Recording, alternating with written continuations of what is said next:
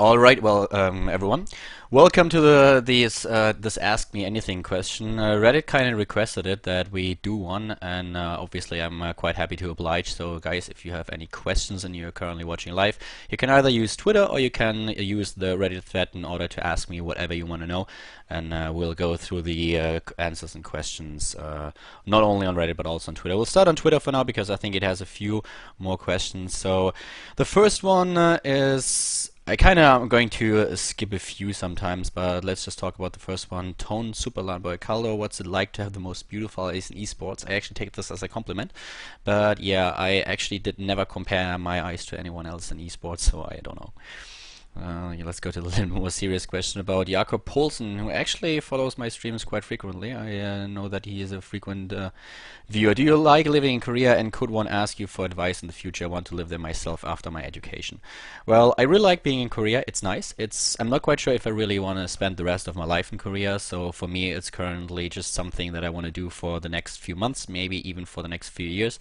I don't know now exactly at this point, but I really enjoy living here. There are a few things that I don't like that much that I really think are well, a lot better in Europe, but for now I'm quite happy to live here. And of course you can ask me for advice in the future. Just be aware that I might not be able to answer everything. Even though I live here, for me it's a little bit easier than for other foreigners. I don't have to. Well, I don't have that many links to the foreign community. Just the other day we met one German guy at the GOM studio, and he explained to me that there's actually quite a large German community in Seoul. I've never heard of it before, so that was something completely new to me. And obviously when it comes down to housing, I don't know all that much. I'm quite happy staying at the GOM house right now, and at some point I might move out and get my own apartment, but I don't know that much about hostels, for example, or hotels or motels or whatever. So that's something that I can't answer. That's one of the questions that people have been asking me on, well, not only on Team Liquid, but for example also on Facebook. Okay, next question. What are your plans? Just that you guys can see this as well. Okay, what are your plans for the future besides StarCraft 2 casting? Anything you really want to work as or do? I actually have a degree in international business administration, so I was thinking about working in one of the big companies in Europe and just applying, but I ended up working in eSports, which I actually love and which I always wanted to do.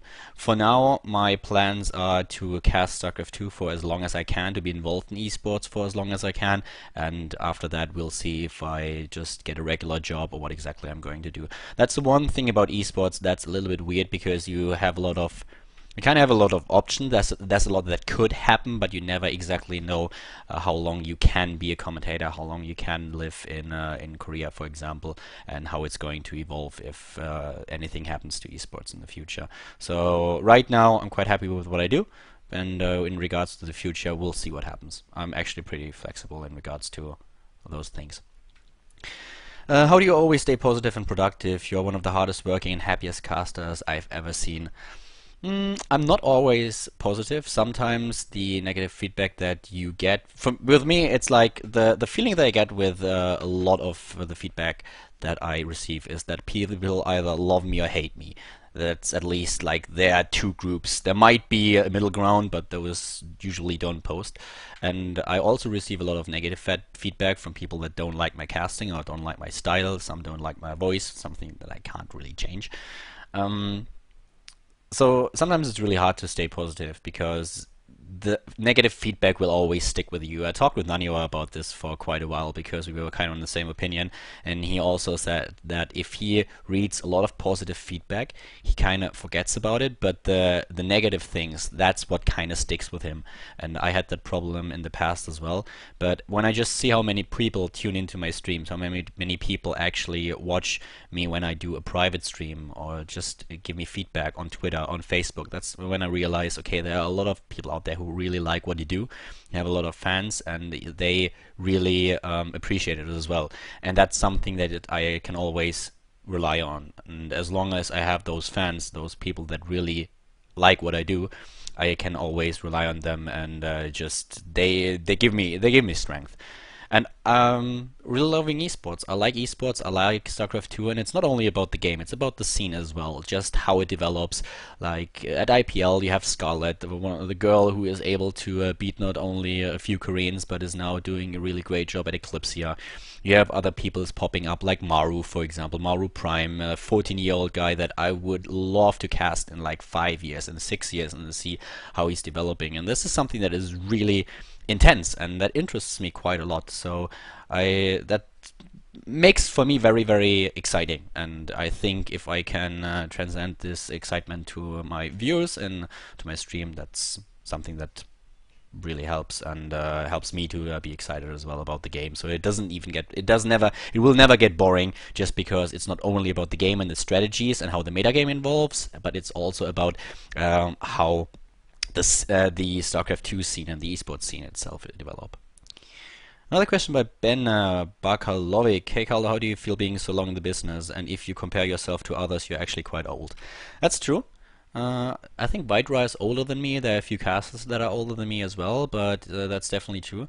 I've started casting Warcraft 3 when I was still in school. I was in 12th grade. So let me think about it. I think I started in 2001 or 2002 and casted Warcraft for quite a while. And back then we did not have video streams. Bandwidth just wasn't there. You had to stream with audio streams, so people would start Winamp and tune into a radio broadcast that they would listen to. So I actually like that I've been in the esports business for that long, because I can compare the current state of esports to what it was before. There are a lot of people who just start now being a player, being a broadcaster, and they have no idea what happened earlier on. They have no idea how we started out in Europe trying to just set up an infrastructure that would enable us to build on. And that's actually exactly what happens right now. StarCraft 2 in Europe has the benefit of Warcraft 3 already laying the groundwork, and I consider myself to be a part of this. Obviously there are a lot of people in the background that you've never heard of that did a lot of work and that were major contributors. I don't want to say that I did this, I didn't, but I was a part of it, and that's something that I really like. I really like looking back on those days, and I have a lot of fond memories being a former manager for 4Kings when Grubby just started to play with mouse sports, when Hazo Ops was still 16 years old and really, really nerdy kid, and just seeing him today, how he developed, and not only as a player but as a person, that's something that I really like. Then we have Dan Björkmarker. Do you shave because you're going bald or because it looks good? Well, it's kind of both, to be honest. I was getting a bald spot at the back of my head, and I have a receding hairline, but it still looked good with hair. But at the same time, I always wanted to try how it would look when if I shaved my head. And when I was in Australia, I did it for the first time. To tell you the truth, I was a little bit scared doing it when I was in Europe, because it takes a little bit until the hair grows back. And if there are people out there that shave their head and they can't really pull it off, and then it looks just stupid, and you have to wait until your hair grows back. So I was waiting until I went to Australia for a year. And I basically told myself, okay, if you shave your head over there and it doesn't look good, then it doesn't really matter, because nobody that you actually know is going to see it. And I did it. I shaved my hair, and it looked actually quite good. I liked it. I liked the look, and I was like, okay, let's do this. And that's basically how it is right now.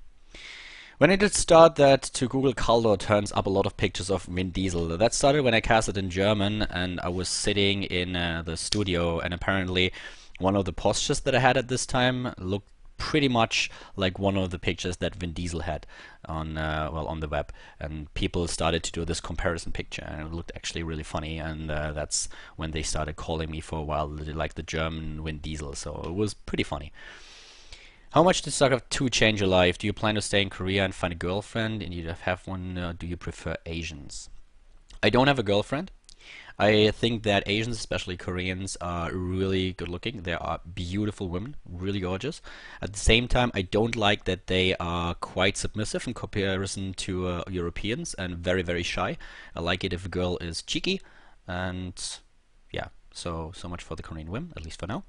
And StarCraft 2 definitely changed my life. So with StarCraft 2 and me coming back from my work and travel year in Australia, I had to make a choice if I wanted to get a regular job or if I wanted to start working in esports. I choose to work in esports, and now I'm actually in Korea working as a full-time broadcaster, and this definitely changed my life. That was quite a leap.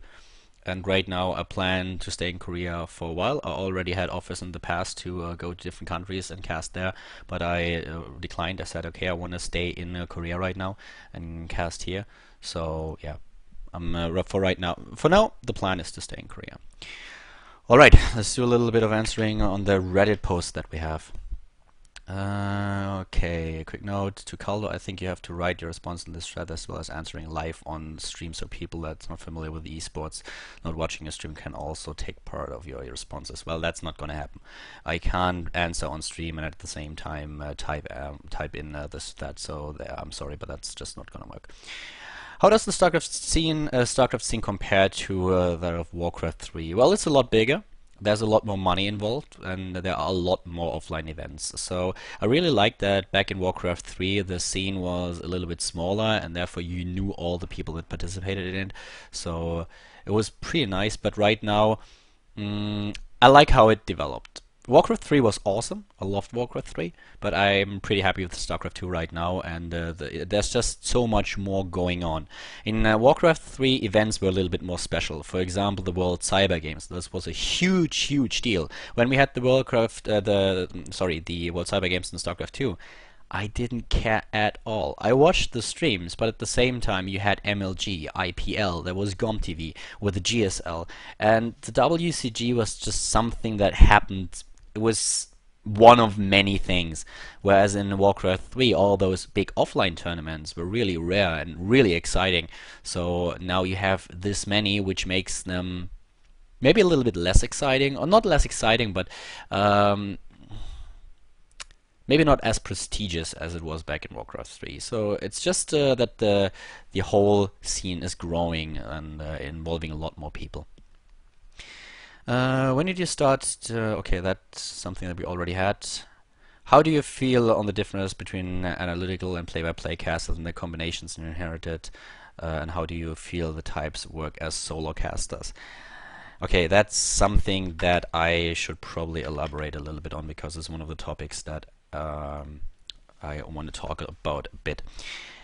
I think this is one of the biggest problems that we have right now in StarCraft 2. People like to bitch about players and about commentators, and I can fully understand it, but sometimes it seems like some persons are watching a stream only in order to wait for a mistake, either by a player or by a commentator, in order to jump on it and start complaining about it.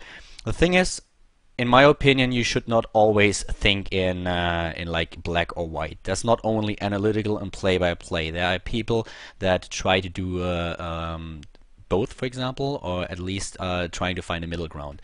And personally, I think that I'm one of those who tries to find a middle ground between both. I'm definitely not on the same analytical level as someone as Artosis, for example. So if you want to have a grandmaster perspective on things that happen, you definitely have to rely on either players or on someone as Artosis. But the fact is that out there, most of the casters that you have don't have the insights that a real player can give you. So I said that over and over again in the past, and I still stick to it. If you really want to have the very analytical stream, then you need a player. You definitely need a player in order to commentate with you. I personally think that a combination between a caster that is able to analyze some aspects of the game, but also able to just excite the crowd, in combination with a player, is the best combination you can get. Obviously, if you work with in teams and you have experience in casting as a team, it's sometimes a lot more exciting for the audience. But when it comes down to the analysis of the game, a grandmaster player will always be able to give you a lot more insights than any caster. That's just a fact. And whoever denies this has probably never talked to a player.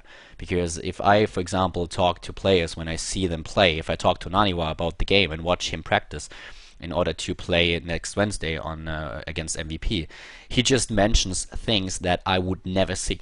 I would never see this. And he's talking to Bomber. They are talking about their openings and everything. And I just realized, okay, this is really, really smart. So that helps me as a caster, but it just shows me also that there's so much that I don't know and that no caster out there knows. Doesn't matter if if he's Apollo or if he's Artosis. Artosis is probably the cast with the most knowledge, but when it comes down to this level of play, obviously Artosis is the best analytical caster at the right now, but players are just on a completely different level. It's really amazing.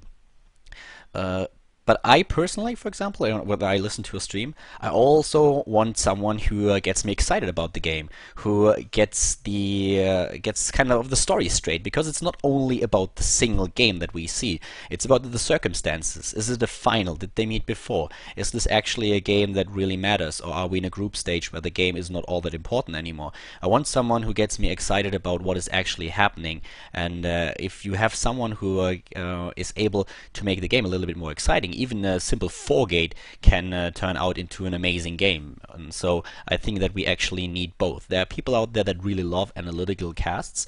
I personally think that they are awesome, but if you have two analytical casters, sometimes it just gets very, very boring. You learn a lot, but it does not really. I don't get hooked by it. It's just, it's nice and it's awesome to hear some of the insights. But if it's a final of a big tournament or if there's something exciting going on, then I also want to hear about this excitement. I don't only want the game to be analyzed. So I think that you actually need both. To come back to the question, how do you feel the types work as solo casters? I think that both have their place. There are people out there who want to be entertained, and there are people out there who always want to learn something. As I said, I personally think that you can't just say something is black or white. It's not always like this is an analytical caster, this is a play-by-play caster. This sometimes works. Personally, I think if you talk about caster teams, you have Total Biscuit and Apollo. So there you can actually say, okay, this is a play-by-play caster, this is the analytical caster.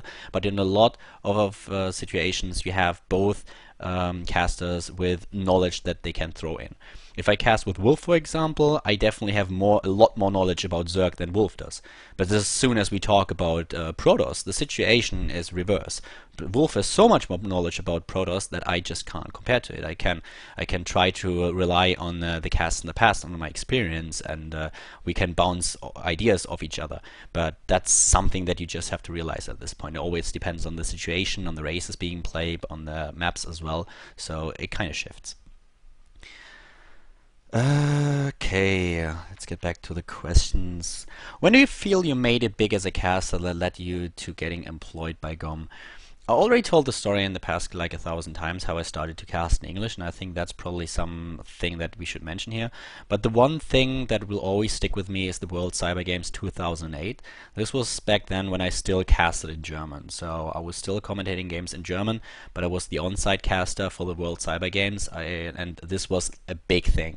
I explained earlier how in Warcraft 3 the World Cyber Games was the event, and that we had only a few offline events, so casting this event was an achievement that no other caster in Germany has ever. No one was able to cast World Cyber Games before, and well, not offline in Germany. So it was actually really great, and that was for me, that was me making kind of a huge splash. And as you could see in the interview that Static did with me in the introduction, that was actually when Team Liquid for the first time realized that there are some Warcraft casters out there that they could really enjoy listening to, even though they didn't understand anything about the game. But when it comes down to the casting in English, that was definitely after assembly, when I started to realize that so many people liked what I did in German, that they would tune into my stream even though they didn't understand the language. So after that I started to cast more games in English, and there's not a single event that really sticks with me when it comes down to casting in English, but after a while I just realized that all the events that I did, for example for FXO, just kind of paid off because I was getting more confident casting in English as well. And then the application to GOM was kind of inevitable when they asked for. So I don't know what in the end motivated GOM in order to give me this chance, but I think by the time I was already pretty popular, not only in Germany but also on an international basis. Obviously by now I have a lot more followers, be it on Twitter, Facebook, YouTube, whatever. But back then I already had a bit of a standing in the community, so I think that helped quite a lot. What surprised you the most when first going to Seoul to cast for GOM? What surprised me the most is probably that we had a horrible setup for casting. You might have heard that in the past we had the problem. It's been resolved right now, but in the past we had the problem that we had two monitors. We had one monitor who just showed us what people saw on stream, and we had another monitor which we could control. And the left one that showed us what people saw on stream had the wrong resolution. I don't know what exactly the problem was, but the problem in the end, it resulted in the half of the minimap, the production tab, and the supply counts being cut off. So you had to rely on the stream to the right. And this was a really huge surprise to me, because I was like, okay, all you need to do is basically buy a new monitor if you can't change the resolution or make it fit. But that's something that they did by now, but back then it really surprised me.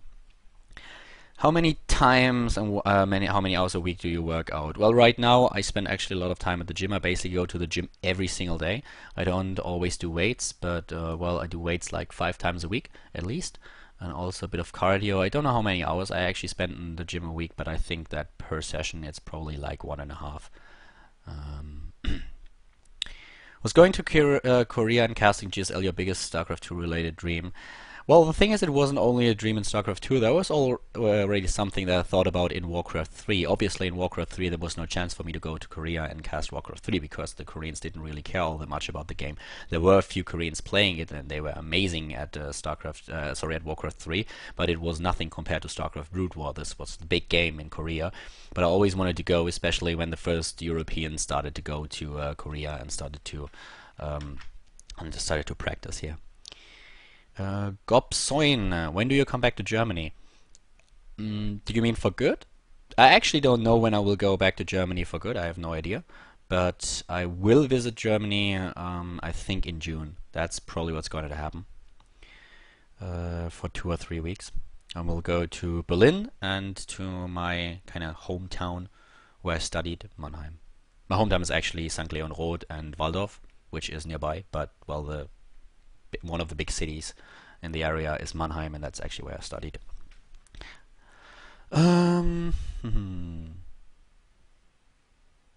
Yeah, I should probably just do something like at least comment with a point or whatever.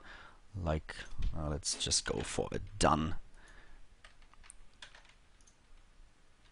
Yeah, I will just reply on with the done on the things that are already replied on. Okay, that's probably the best thing to do it.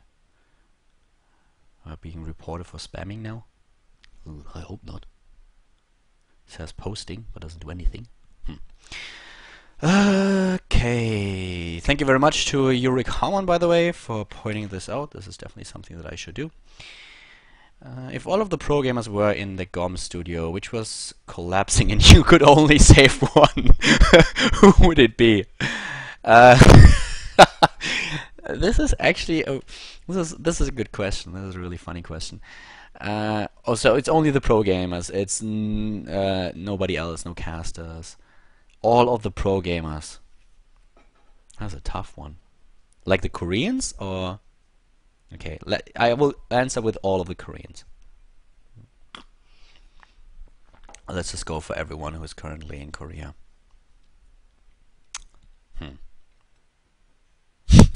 Right now it would probably be Naniwa, because he still owes me 80 bucks. So I guess if I have to pick one, it would be Naniwa. He still owes me money. Yeah, that's a pretty good question, by the way. It's a little bit unfair, but well done. Edmund hates Baldrick. What's the user? Okay. Have you ever done some modeling? I actually didn't. I had a professional photo shooting a while back, and but I paid for it myself. I wanted to do it. That was one of the goals, or one of the dreams that I have when I started. Not when I started, but at some point I just wanted to do a professional photo shooting. I was training like crazy, and I said to myself, basically told myself, okay, well, listen up.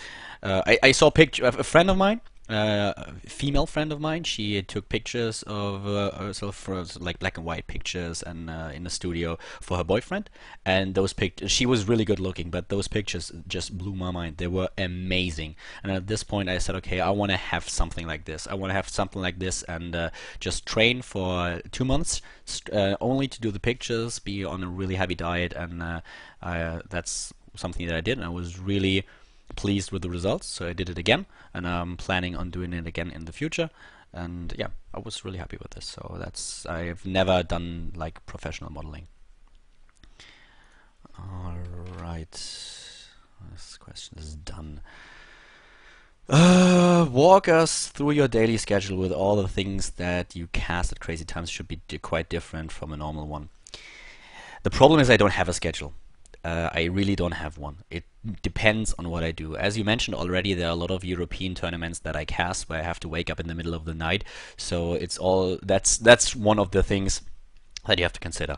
If I don't have a Korean tournament, then my schedule is quite different from when I'm only casting for the GSL, for example. There was a time when I only slept 4 hours a day because I needed to wake up early in the morning to go to my Korean class. Then I would come home, would eat something, would go to the gym, would come home, go back to the GOM house, prepare for my stream for GOM TV, would go to the studio, cast for a few hours, come back, go to sleep for like 2-3 hours, start casting for a European tournament. Sometimes I would head back from the GOM studio and start casting right away. For example, with the KSL, who at this point was a daily event and started right after the GOM stream, and then I would go to sleep again, wake up in the morning, go to Korean class. So that was really hardcore, and that took quite a toll. So I was really exhausted. But right now it's a little bit easier because I made sure that I don't cast this many European tournaments anymore because it was just too much.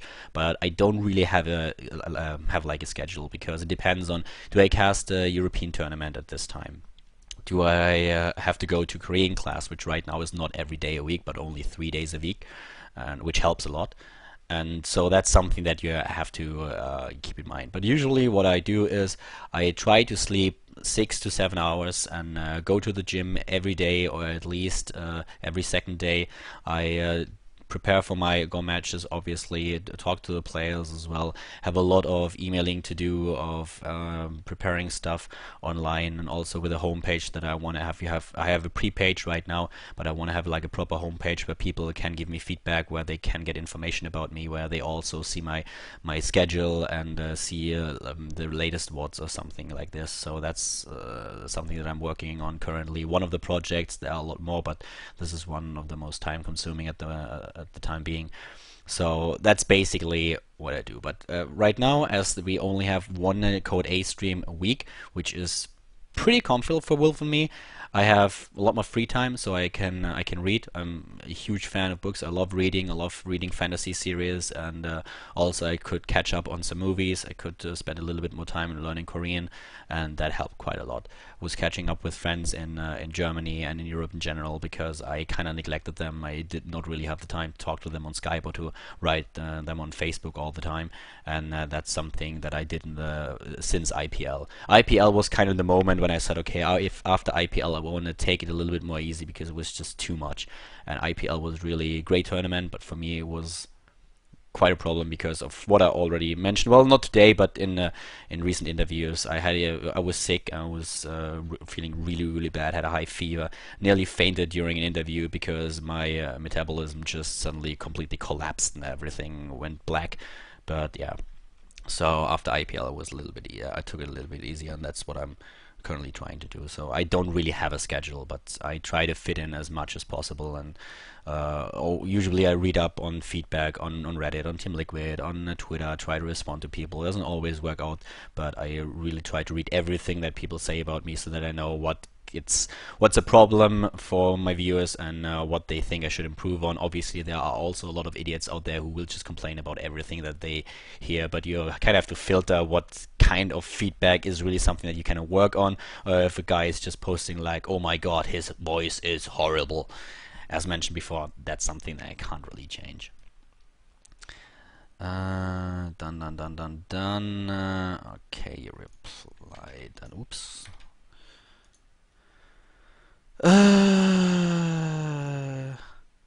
Have you ever considered becoming a mascot or spokesperson for Procter and Gamble? Not really. Don't quite understand the question, to tell you the truth. Okay. Regiment with a question. I know I ask this about every half year or so, but what are your plans regarding the a cappella contest, especially since you're in Korea now for real? Is this completely off the list? Or do you plan on doing something similar in the future, given the rapid increase of your viewers? If you would give it another shot, what would change? Now, a cappella contest, by the way, is something that we did in Warcraft. We invited players, we invited managers, and also casters to sing a song a cappella, which usually ended up in just hilarious MP3 files, like really funny and crazy. And it was all about the fun. Obviously, nobody really wanted to be like superstar and sing like really well. It was just, I personally sang Britney Spears with "Hit Me Baby One More Time." I still know all the lyrics. I really prepared for it, but of course it was awful, and people had so much fun. It was really a great event, and well, it was really funny. So with all the Koreans that actually like a cappella as well, we might do it in the future, but right now I have no concrete plans, but I will think about it. I can't really answer the question at this point in time. I thought about it actually only a few days ago, and we might be able to pull it off at some point, but for now it's kinda, well, for the next few weeks at least, I don't have any plans in particular about it. First of all, I want to do the homepage thing that I mentioned. I want to go back to Germany for a few weeks as well.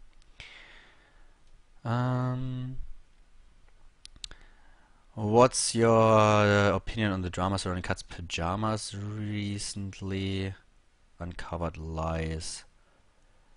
Do you agree with IGN's reaction? I have no idea what you're talking about. I will read up on it later, but I have no idea. That's the first time that I heard about it. How often do you go to the gym? Only did this 5 times a week. That's what I try to achieve right now. I'm able to go every day a week. What's the most you've made in a tournament in regards to the rank? I won a tournament in Warcraft 3. I didn't participate in any tournaments in StarCraft 2, but I won one of the bigger ones in Warcraft 3 back then. My recipe for pancakes. Nothing special, actually. It's just, I don't know. Maybe I will record a video at some point in regarding the pancake recipe and everything. I think a lot of people asked me this in the last few weeks, so yeah.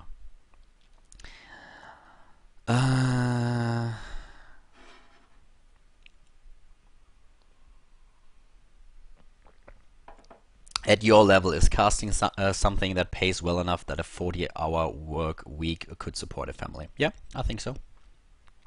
If you put a lot of time into casting, well, maybe not a 40. I don't really know how many hours a week I actually work.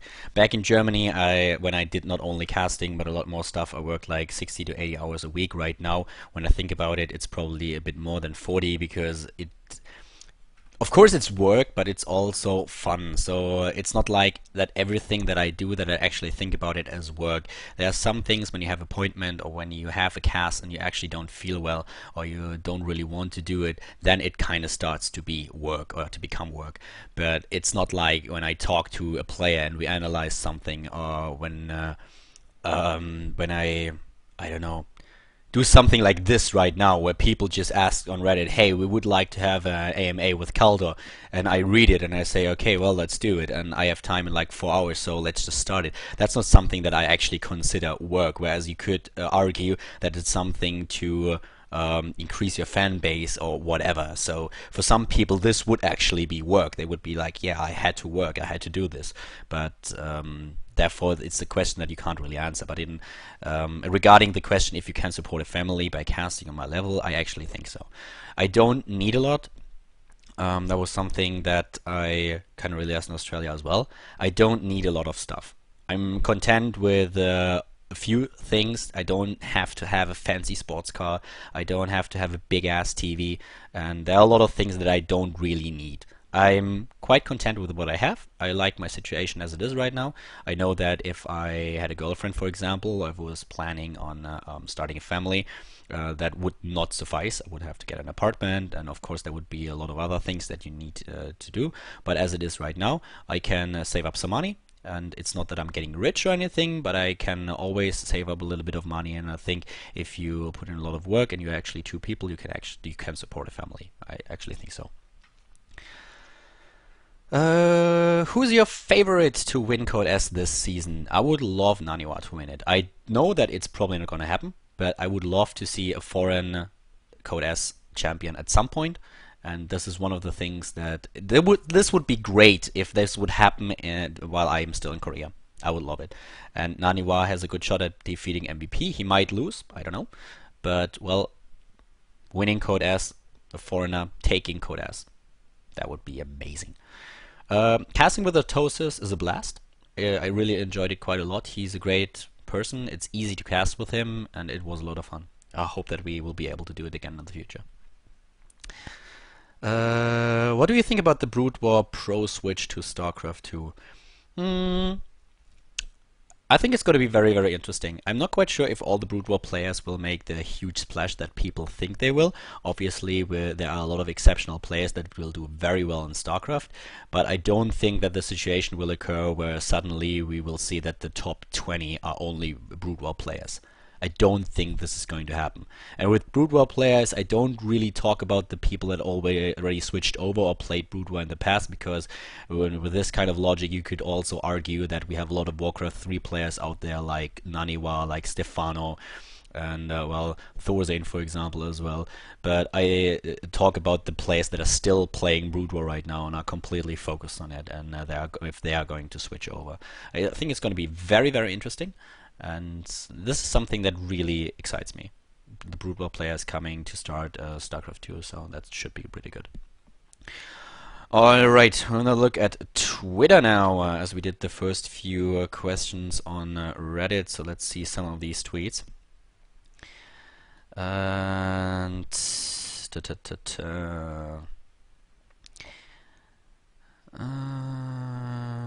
what was the last one?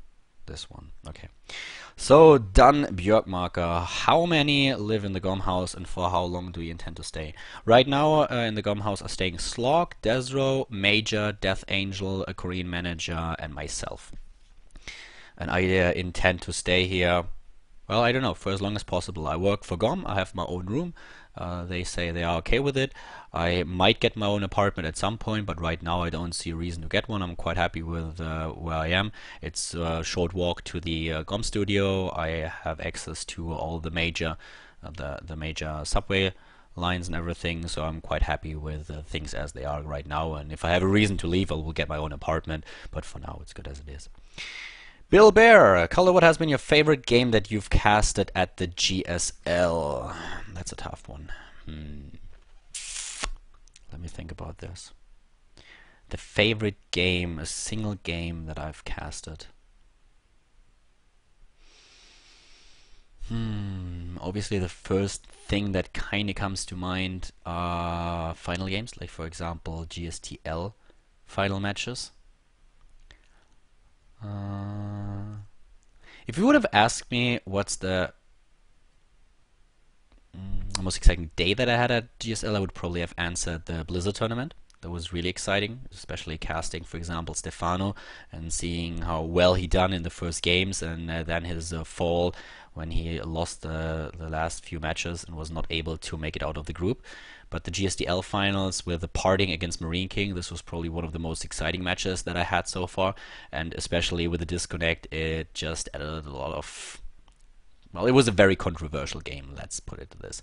And this is what, if you put it down to one single game, I think the first match between Marine King and Parting has probably been the most exciting one. Not only because of the game itself, which was amazing, both of them playing so well, but also because of the crowd that we had in Las Vegas and because of the disconnect as well. This was just a lot that added up to the game being really exciting and being a key match in the whole GSTL final war as well. So yeah, if it comes down to one single game, that's probably the one that I would pick. Dream show match to cast, Naniwa against Stefano. That's a show match that I would really love to cast at this point. Best and worst thing about the Golem House: are you planning to get your own apartment? Well, as said a few seconds ago, I don't plan to get my own apartment because I don't kind of have to. If I, for example, had a Korean girlfriend, that would definitely change in case that she does not have an apartment, but right now I don't plan on getting an apartment or anything. That's just a reason. The best thing about the Golem House is probably that it's very close to the studio. I really like it. It makes things very, very convenient, so I can be there in like 5 to 10 minutes, whereas all the other casters and also the players have to travel quite a distance usually, which is not all that bad in Seoul. You can reach most of the locations in like half an hour. Sometimes you have to travel a little bit longer, but still, it's okay. But for me, it's pretty easy, so I can just walk there. It's very, very convenient, and so this is probably the thing that I like about the Golem House the most. Also, that we get supplied with a lot of stuff. There's a maid coming once a week. She only cleans, but the pro houses, for example, there's always a maid. They go to the pros usually daily in order to cook as well. And yeah, the thing that I like the most is just the location itself. The worst thing about the Golem House is the lack of structure. That's one of the problems that we have and that we had in the past and that are hopefully going to change in the near future. There are already a couple of plans and discussions about it, but that's something that we definitely need. We need a rule set and we need a little bit of a structure that we can rely on, because right now we don't have it, and this kind of gets things complicated from time to time. I could obviously also have said the problem with people living here, but the thing is, if you live in an apartment and share it with other people, you always have to make compromises. That's how it works, and there will always be arguments. There will always be situations where you really argue with someone, whereas there's a little bit of bad blood, but that's how it is, and you just have to use common sense, and after a while, after you calm down, you talk to the person again, and that's something that's how it is. That's how living with other people simply works. Did Naniwa get you a gift from Sweden in return for the pancakes? Actually, I don't think so. I didn't ask him. I forgot all about it. I have to. I don't think that he actually brought me something from Sweden. Oh, I'm so disappointed right now. How many time and how many hours a week do you work out? Still 5 to 7. I'm trying to go 5, but right now I'm actually able to go to the gym like every day. How big do you see esports in the future? Is there a possibility for esports channel in Europe and North America, in your opinion? I think there's definitely a possibility for this, but for the time being, esports is growing, and it's growing fast, but let's not overdo it. Slow and steady wins the race. And I'm happy with how esports develops right now. We had a big of a problem in Warcraft 3 when the salaries for the players were just getting too big, too high, and then there was suddenly a huge problem that the teams couldn't pay anymore. A lot of them disbanded, so I really hope that this doesn't happen in StarCraft 2, and I think that people learn from the mistakes that we made in the past. But yeah, I think that esports is growing quite a lot. Actually, me being around well, I've worked in esports for like 10 years now. Not full-time, but I've started with it in 2001, as I already mentioned earlier, and just seeing how it developed is great. It was amazing. And back then, when for example, when I was asked for an interview, usually for a newspaper, I had to explain the guy what is esports, and he was like, okay, well, so you sit there and you play video games, huh?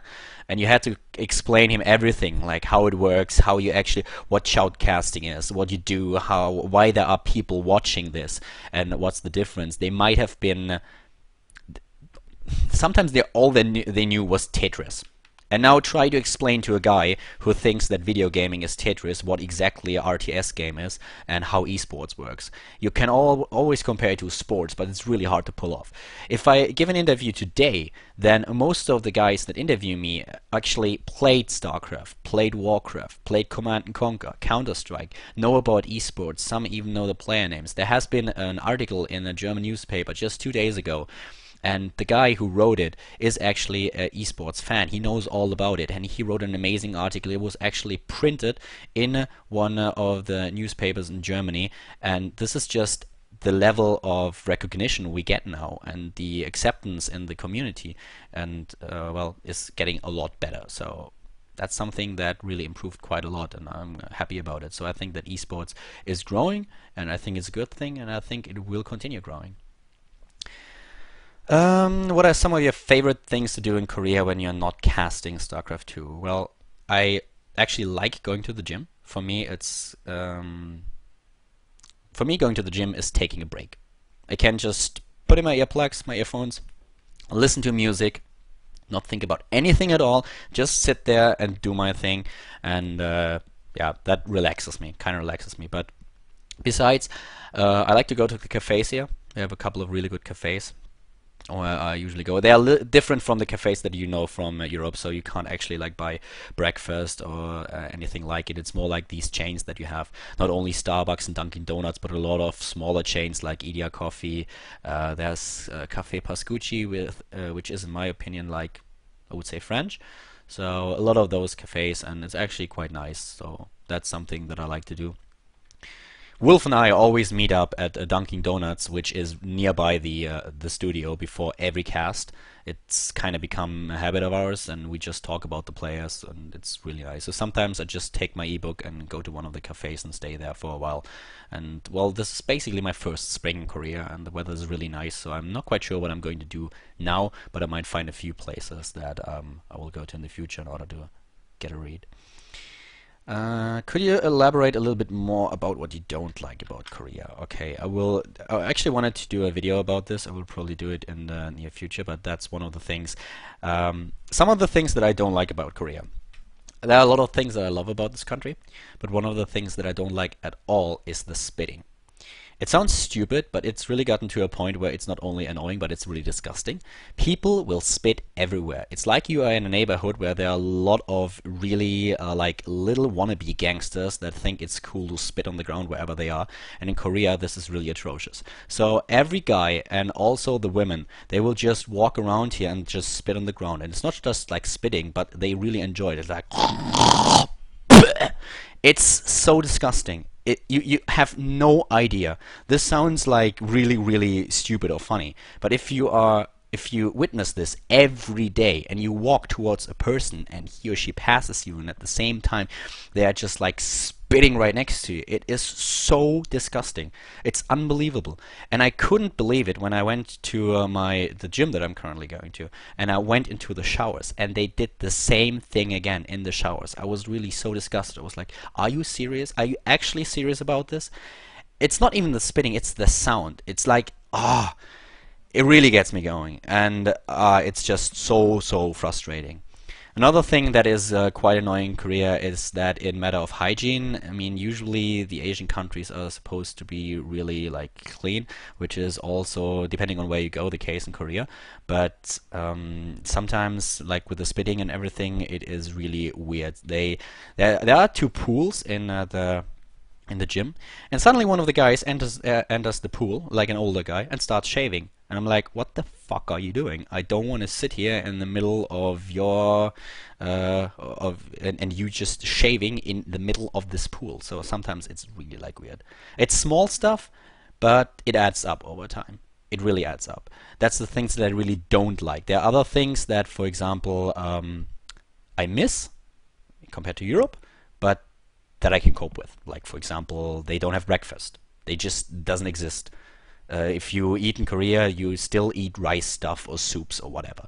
Whereas in Germany, you would try to go to get some to a cafe, for example, get scrambled eggs, maybe UK style with a couple of sausages and beans and whatever. Doesn't exist in Korea. Yeah, so just a few things. We might elaborate on this later on if you guys are really interested in it, but for now, let's just leave it at that. I think the Reddit people would appreciate it if you also wrote your responses. Okay, we talked about this earlier. That's something that I can't do. It's just doing two things at a time. I'm not a woman. I'm not all that flexible. Who's your pick to win Code S? Well, as mentioned earlier, I would love Naniwa to win it for the reasons that I talked about already. Can you stop saying really, really all the time? And by the way, it sounds like really, really. No, I won't stop this. And actually, I think that people like you who always bitch about some pronunciation, that is also very funny. People kind of get riled up because they don't like something about what you say. And a lot of Germans have the mentality that they listen to me and they try to find mistakes that I make and just post them and complain about it. And quite often, what they think that I said wrong is actually right, and their English proves to be worse, and that creates kind of funny situations where I just sit in front of my PC and like face palming the entire time. Like for example, at one point I mentioned that a stream starts at 8:30, which means 8:30. But in Germany, if you say 8:30, it actually is if you translate it word by word, it means 7:30. So that's kind of funny. How do you feel on the difference between analytical play-by-cast and the combination here at each one? Well, talked about this earlier already. I'm recording this, by the way, so if you missed any of the answers and you see a question popping up that I refer to as being answered already, you might check out the VOD later. I suggest sorting Reddit comments by new for easier access to new questions. Thank you very much. That makes a lot of sense. Didn't think about this. How's your social life going in Korea? I would imagine that foreigners form a sort of close community. How do you feel about it?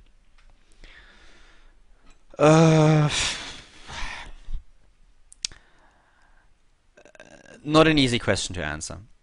For example, with the guys in the GOM house, I don't do that much. Most of the time, they do some things together, but they don't, well, I really like to go to cafes, and they usually don't want to join me. I really like to go to watch the games at the studio because I like to socialize with the people that are there, and they prefer watching the games at the GOM house because you can watch the HD stream, and it's for most of them it's a better experience. They have a better look at the game because sometimes, apparently for some of them, the screen in the GOM studio is a little bit blurry. So there are just things, small differences. So I don't really hang out with the people at the GOM house right now all that much. With Todd moving to the Fnatic house, we met up occasionally. He's sometimes coming to Mukdong, to the studio, and we go out and have some food. I didn't meet Nightend yet, so, well, I met him at Assembly, but I didn't meet him in Korea, since he came to Korea. So I want to do this as well. We talked about it, and I told them that I would be there at some point next week, so we could get some food. So you definitely hang out with foreigners quite a lot. I mean, I was just traveling to the Startail house to meet up with Naniwa and see the Startail house, talk to some of the players. So it differs. It depends. Death Angel joins me when I go to the gym sometimes, when it works out for both of us with the times. And of course, I have my Korean classes as well, where I meet people that don't have anything to do with esports at all, which is kind of nice. But socializing in Korea is sometimes a little bit hard. The language barrier is a huge problem when you talk to Koreans, so that's something that is definitely an issue. That's one of the reasons why I'm trying to learn Korean, even though I'm a little bit slow, and I should put more effort into learning the vocabulary, which would help me quite a lot. But yeah, so it's not an easily answered question, but there are a few friends that I have in Korea that I occasionally meet, but especially when I was casting so much, I did not really have that much time. People were asking me if I would go out with them, and I was like, yeah, I would really love to, but the problem is I have to cast. I have to cast KSL, I have to cast the MSI tournament, the Zotic Cup is coming up later. So this is something that was a bit of a problem in the past. I didn't go out once since I came back. I came back in January, and since then I didn't go out once, which just gives you an idea of how much I was actually doing, and yeah, how much casts I did. So that's something that will change now. I talked to Naniwa already, and we are probably going out pretty soon. When Sas is coming back, we're meeting up with a few friends, and then we'll see and go to a bar, to a club, whatever. We'll see. Problem with going out with Todd, for example, is that he listens to completely different music. He enjoys different sorts of clubs, and therefore we don't go out together all that often. We sometimes meet up, but we don't really go to clubs together. Alright, so we have 21 new tweets, but I think we are switching to Reddit now again, so we just do like breaks, and well, I'll have a quick break. I just need to finish this coffee, and I think this is the first part of the AMA, so yeah, part number 1.